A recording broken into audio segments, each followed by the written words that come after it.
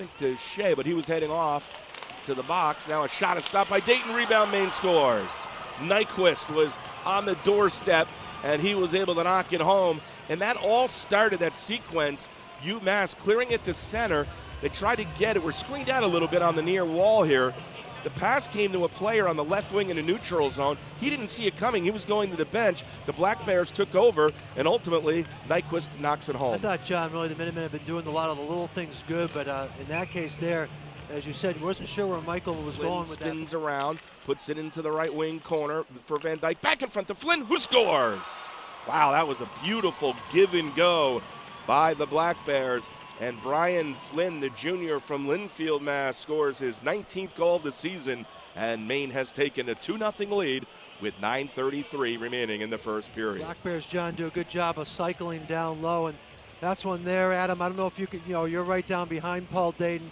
I don't know if Paul just didn't react quite quick enough there, but I thought maybe he could have come out maybe just a foot or two and challenged to take the angle down.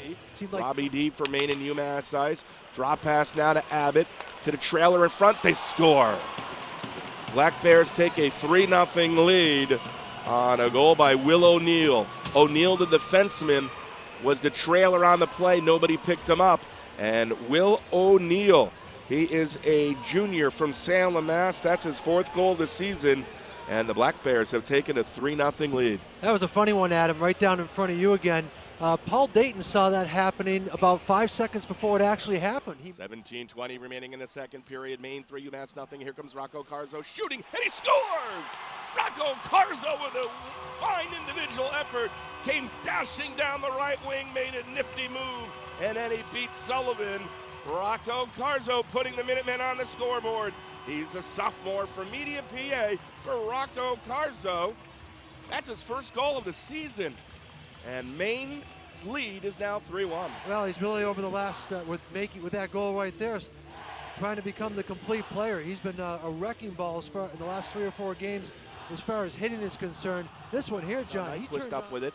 Nyquist behind the UMass net, being defended by Connor Allen. And now a shot from the right circle by House's glove and held by Paul Dayton. Face-off will come in the UMass zone. Terrific glove save by Paul Dayton. John Licker's 44 out-of-town scoreboard, 3 unanswered second-period goals by the Friars. The latest by Andy Beliski, his 5th of the season at 14. Signer behind the net, side of center, broken up. Langrap in front for Hobbs. He scores!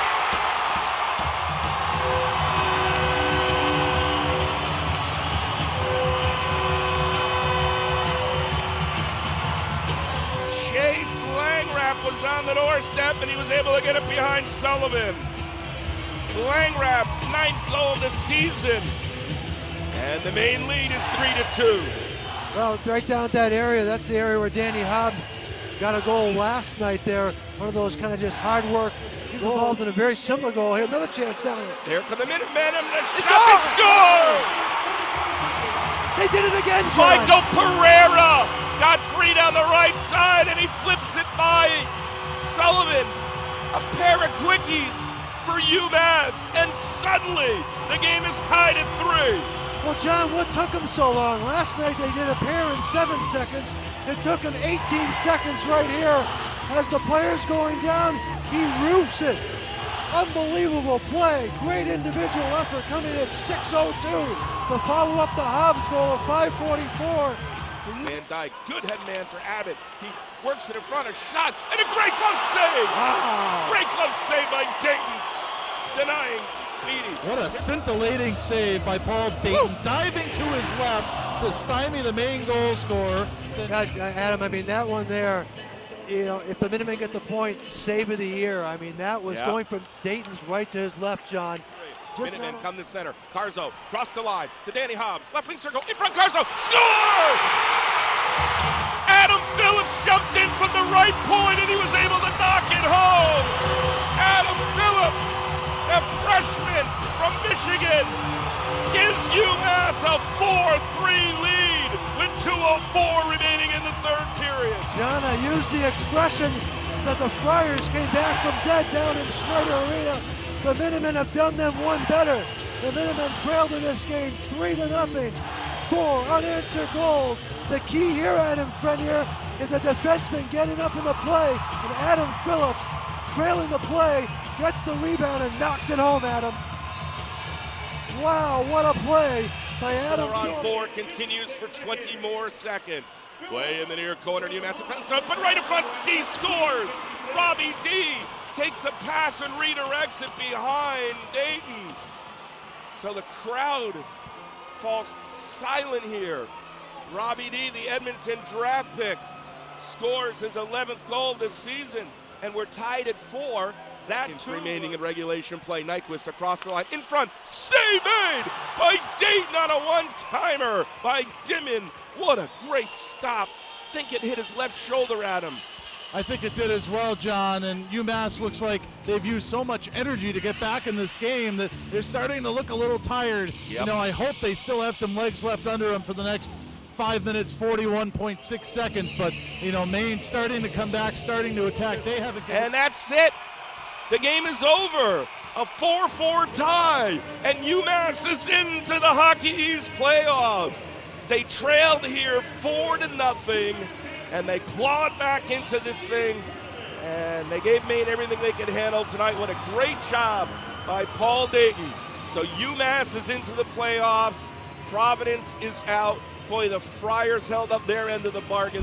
They beat a very good Merrimack team tonight at the Schneider Arena, but the Friars are out, and UMass is in, and we will sort out the seedings coming up during our Nathan Agency's postgame show. John, 3 goals down in the first period. What was your mindset going into the second and third? Well, we came into the dressing room after and we kind of just regrouped and said, hey, you know what, this is our season. We knew Providence was winning their game, and so, you know, we just had to come out and play and get the pucks behind them. That's what we did. Adam, how did they know that Providence was winning? And John Hennessy up in the booth wants to know, how did you know Providence was ahead? Coach came in after the first period and said, you know, we've been treating you guys like men all year, so I think we should know the situation. Said they're down, so, you know, this is our season. And the guys strapped it on and responded like men, like we knew they would. Adam Phillips put you ahead 4-3. Talk about his play as a freshman, that big slap shot. I bet you're glad you don't have to face it. Well, you do in practice, I suppose, but just talk about what he's brought to the team in the offense this season. Yeah, I do got to face his shots in practice, and he lets them go. But, you know, that's a freshman player that plays just like a senior.